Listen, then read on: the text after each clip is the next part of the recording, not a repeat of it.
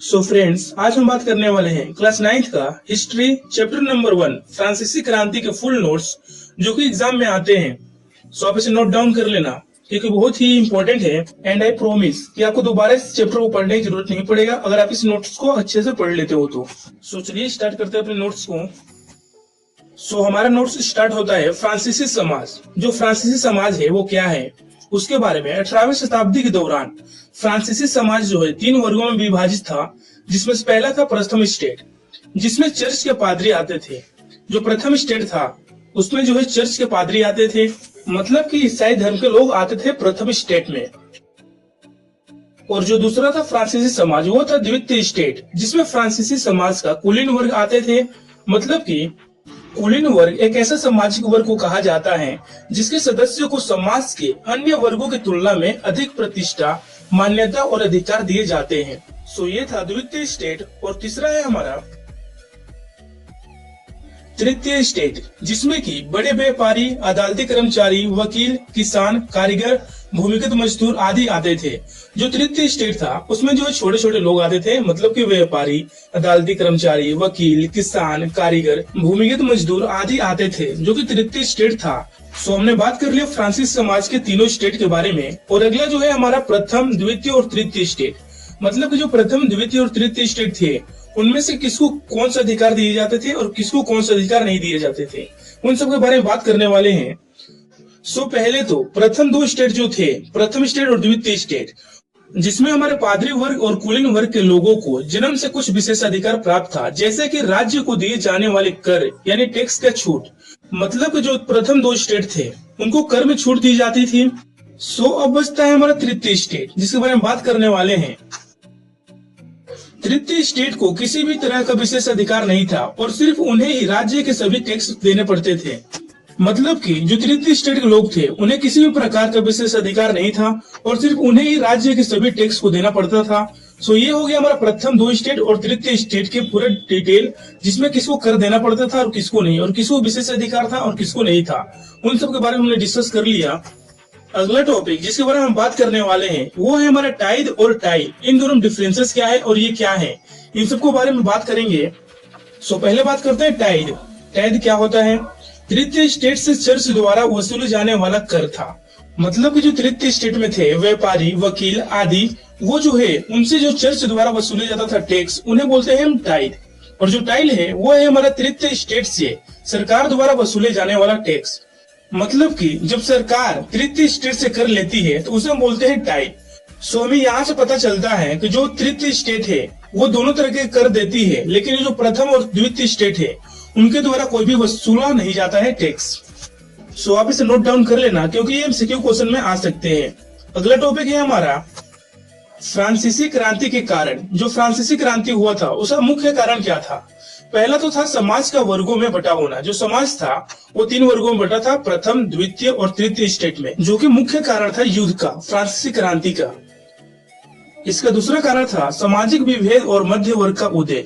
मतलब कि फ्रांस जो है 3 वर्गों में बटा हुआ था लेकिन सबको एक समान अधिकार नहीं था, जो कि मुख्य कारण था फ्रांसीसी क्रांति का।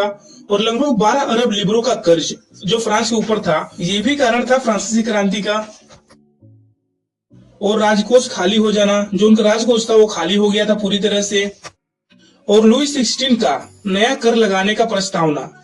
सो यही कुछ पॉइंट है जो कि मुख्य कारण था फ्रांसीसी क्रांति होने का। और इसमें आपका कम से कम 2 या 3 मार्क्स में क्वेश्चन बन सकता है। सो आप इसे नोट डाउन कर लेना और याद भी कर लेना। और अगला टॉपिक है हमारा जिसके बारे में बात करने वाले हैं वो है हमारा फ्रांसीसी क्रांति के समय समाज की स्थिति। मतलब जो फ्रांसीसी क्रांति हुआ था उसके समय समाज की स्थिति क्या थी? पहले तो फिजूल खर्ची की वजह से खाली राजकोष। मतलब कि युद्ध के दौरान फिजूल खर्ची जिसकी वजह से उनका राजकोष जो है खाली हो गया था। और ब्रिटेन के खिलाफ युद्ध में अमेरिका को सहायता से बढ़ता कर्ज का बोझ। मतलब कि जो फ्रांस है ब्रिटेन से युद्ध कर रहा था, उसके दौरान अमेरिका द्वारा उसने सहायता मांगा था, उसके वजह से फ्रांस के ऊपर कर्ज का बोझ बढ़ने लगा। और जन्म के आधार पर विशेष अधिकार, उस दौरान जो है लोगों को जन्म के अधिकार पर विशेष अधिकार मिल रहा था, जैसे कि प्रथम स्टेट और द्वितीय स्टेट को मिला था। जीविका संकट, जो कि फ्रांसीसी क्रांति के दौरान लोगों को बहुत नुकसान हुआ था, उसके वजह से वहां पर जो है लोगों का जीवन बहुत ही कठिन हो गया था। सो ये था फ्रांसीसी क्रांति के समय समाज की स्थिति। वैसे तो ऐसे क्वेश्चन बनते नहीं है, फिर भी आप नोट डाउन कर लेना, क्या पता है कि ये 2 मार्क्स में पूछा जा सके। और अब अगला टॉपिक है हमारा जिसके बारे में बात करने वाले हैं, वो है हमारा 1774 में लुई 16। मतलब कि लुई 16 कौन था, उसने क्या किया था, उन सब के बारे में बात करने वाले हैं। जिसमें से पहला पॉइंट है, वो फ्रांस के बुर्बो राजवंश का राजा था। मतलब कि लुई 16 जो है वो फ्रांस के बुर्बो राजवंश का राजा था। सो आपको एमसीक्यू में पूछा जा सकता है कि लुई 16 जो है कहाँ का राजा था। और उसका विवाह जो है ऑस्ट्रिया की राजकुमारी मेरी एंटोनेटा से हुआ था। मतलब कि लुई 16 का विवाह ऑस्ट्रिया की राजकुमारी मेरी एंटोनिया से हुआ था। और लुई 16 का राजरोहन के समय उनका राजकोष खाली हो गया था। मतलब कि लुई 16 के राजरोहन के समय उनका राजकोष जो था वो पूरी तरह से खाली हो चुका था। सो ये लुई 16 का कुछ बेसिक इंफॉर्मेशन है जिसको जानना बहुत ही इंपॉर्टेंट था। और अगला टॉपिक जो कि है राजकोष खाली होने के कारण, लुई 16 का राजकोष खाली हुआ था, उसका मुख्य कारण क्या था, उन सब के बारे में बात करने वाले हैं। जिसका पहला कारण था लंबे युद्ध के कारण वितरित संसाधनों का नष्ट होना। मतलब कि जो लंबे समय तक युद्ध चला था उसकी वजह से वहां के संसाधन जो है नष्ट हो गए थे, जिसको दोबारा फ्रांस में लाया गया। और पूर्ववर्तीयों राजाओं की शानो शौकत का फिजूल खर्ची। मतलब कि जो फ्रांस के पुराने राजा थे उन्होंने अपने शानो शौकत में बहुत सारे फिजूल खर्ची किए, जिसकी वजह से राजकोष खाली हो गया। और जनसंख्या का बढ़ना और जीविका संकट। मतलब कि फ्रांस में बढ़ती जनसंख्या जिसकी वजह से जीविका संकट। और अमेरिका स्वतंत्रता संघर्ष में ब्रिटेन के खिलाफ अमेरिका की सहायता करना। मतलब कि फ्रांस ने अमेरिका को ब्रिटेन के खिलाफ युद्ध में सहायता किया था, उसके वजह से उनका राजकोष खाली हुआ। सो ये 3 पॉइंट है जिसकी वजह से राजकोष खाली हुआ। सो यही कारण है जिसकी वजह से लुई 16 का राजकोष खाली हुआ था। अगला टॉपिक जिसके बारे में बात करने वाले हैं वो है हमारा फ्रांस में संवैधानिक राजतंत्र। मतलब कि फ्रांस में जब राजतंत्र था उसके दौरान संविधान लागू हुआ था, उन सब के बारे में बात करने वाले हैं। वो क्यों हुआ था, उसका कारण क्या था, उन सब के बारे में बात करेंगे। जिसका पहला पॉइंट है हमारा 14 जुलाई 1789 को कुद्र भिड़ ने बस्तिल के किला को तोड़ दिया और राजनीतिक कैदियों को रिहा करवा लिया। मतलब कि फ्रांस के लोगों ने 1789 में एक इकट्ठा होकर बस्तिल के किला को तोड़ दिया और राजनीतिक कैदियों को रिहा करवा दिया। दरअसल बास्तिल का किला सम्राट की निरंकुश शक्तियों का प्रतीक था। मतलब कि बास्तिल का किला जो होता है सम्राट की निरंकुश शक्तियों का प्रतीक होता है, जिस पर कोई अंकुश नहीं होता है। और लुई 16 ने नेशनल असेंबली को मान्यता दे दी और अपनी सत्ता पर संविधान का अंकुश स्वीकार कर लिया। दरअसल बास्तिल का किला को तोड़ने का मुख्य कारण यही था ताकि वहां का राजा के शक्तियों पर अंकुश लगाया जा सके। और 4 अगस्त 1789 की रात को असेंबली ने करों, कर्तव्य और बंधनों वाली समानता व्यवस्था को खत्म करने का आदेश पारित कर दिया। मतलब कि जो असेंबली थी वो 4 अगस्त 1789 की रात को करों में, कर्तव्य और बंधनों वाली सारे समानता व्यवस्था को खत्म करने का आदेश दे दिया। और फाइनली 1791 में फ्रांस में संवैधानिक राजतंत्र स्थापित हुआ। मतलब कि फ्रांस में जो है संवैधानिक राजतंत्र की स्थापना 1791 में हुआ था। सो ये आपके एमसीक्यू में आ सकता है कि फ्रांस में संवैधानिक राजतंत्र का स्थापना कब हुआ था। सो आप इसका आंसर लिख लेना 1791। सो आप इसे नोट डाउन कर लेना क्योंकि ये इंपॉर्टेंट हो सकता है आपके एग्जाम के लिए। अगला टॉपिक जिसमें नए संविधान के अनुसार, मतलब जब नया संविधान बना था उसके अनुसार फ्रांस में क्या क्या हुआ। मतदाता का अधिकार केवल सक्रिय नागरिक को मिला जो पुरुष थे और उनका उम्र 25 वर्ष से अधिक था। मतलब कि नए संविधान के अनुसार मतदान मतलब कि वोट देने का अधिकार सिर्फ पुरुष का था और जिनका उम्र 25 वर्ष से अधिक है उनको था। और महिलाओं एवं अन्य पुरुषों को निष्क्रिय नागरिक कहा जाता है।